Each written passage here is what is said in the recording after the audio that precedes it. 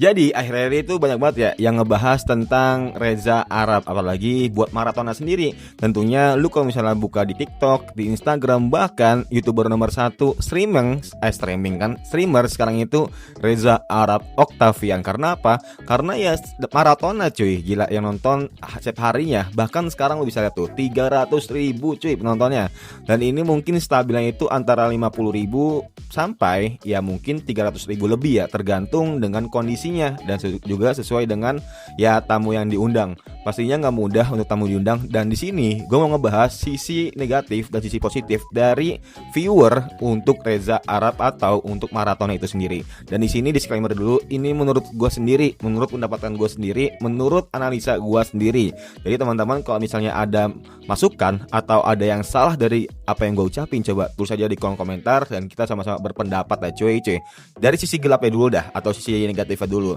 Yang pertama tentunya pengeluaran impulsif. Tentunya ya lu siapa sih di sini yang nggak mau dinotis sama ya idola-idola lu pada gitu, kayak Aloy, Ibot, Brevi, Bang Reza Arab sekaligus segala macamnya. Dan tentunya dengan lu mengeluarkan uang donasi, kayak misalnya contoh sekarang tuh 10.000 udah nggak berlaku lah. Lu 10.000 cuma diliatin doang, 100.000 ya cuma numpang lewat doang. Tapi kalau misalnya 1 juta, 10 juta itu baru dinotis. Dan inilah banyak orang yang dimana ya mungkin ke bawah suasana dan juga bisa dibilang mau sebagai kompetisi donasi untuk menjadikan sebuah perhatian dari viewer dan juga dari orangnya, dari 9 aganya itu sendiri ya cuy.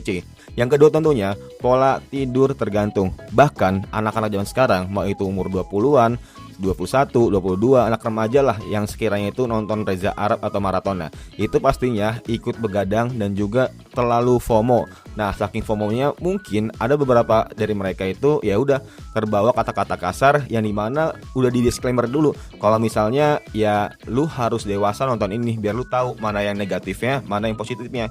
Dan negatifnya jangan ditiru, positifnya baru lu bisa terapin. Dan inilah banyak orang yang dimana belum terlalu dewasa sampai ya mungkin dia ngeliat Bang Reza Arab atau teman-temannya itu pada mabok, dia jadi penasaran gitu. Wih, mabok tuh, kayaknya enak tuh. Nah, disinilah banyak orang-orang yang salah dalam menangkap hal kayak gini, cuy. Ya tentunya ya bisa dibilang ini tergantung sih dari viewer juga, karena kan Bang Reza Arab juga nggak bisa ngontrol kan ya. Dan tentunya ini akan berimpact ke sekolah atau nggak dunia perkuliahan, dan bahkan yang paling parah tergantung di dunia pekerjaan juga. Yang terakhir tentunya kesenjangan atau ketergantungan hiburan. Tentunya bisa dibilang lu akan mulai terbiasa untuk menonton streaming sejam-jamnya, atau bisa dibilang 1 jam gak kerasa, 2 jam gak kerasa. Emang sih seru banget cuy, emang pastinya gokil banget, apalagi dengan full hiburan segala macamnya. Dan tentunya ya bisa dibilang ini malah ngurangi atau bisa dibilang lu malah jadi kurang produktif dibandingkan hari-hari berikutnya. Tapi di sini gue nggak tahu ya, kebanyakan penontonnya itu kira-kira itu pekerja atau emang lagi kuliah atau nggak apa. Tapi ya mumpung lu ada tontonan kayak streaming gini, lebih baik lu harus bisa produktivitas juga gitu. Kayak misalnya lu nulis, atau nggak mungkin lu ngetik, atau nggak mungkin lu sambil kerja sambil nontonin maraton biar lu nggak bosan, biar lu nggak jenuh, biar lu nggak ya breakout segala macamnya. Dan di sini tadi kan sisi lainnya dari negatifnya guys ya. Di sini gue mau ngebahas sisi positifnya.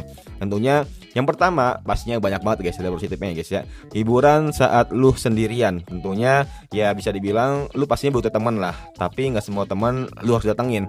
Ya udah lu tonton aja gitu maraton. Karena ya dengan lu maraton, sebagian orang tuh merasa kalau misalnya itu mengurangi rasa kesepian, punya teman saat mereka itu lagi ada dalam pekerjaan, dan tentunya membuat distraksi dari kesetresan yang dia alami ya cuy. Yang kedua tentunya rasa kebersamaan atau community feeling. Nah, pastinya di chat-chat tuh lu bisa lihat tuh Zetsu atau member itu rame banget dan aktif ya.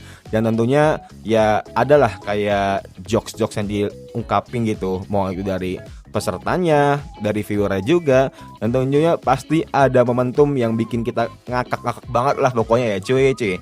Yang terakhir tentunya interaksi yang lebih besar. Nah ini nih, kalau misalnya lu dibaca chatnya ketika lu nulis di chat komen atau chat streaming, pastinya lu akan merasa wah anjir cuy keren banget nih gue ya. Nah apalagi kalau misalnya lu sampai donasi ya dan lu direspon ya, gila ya bre.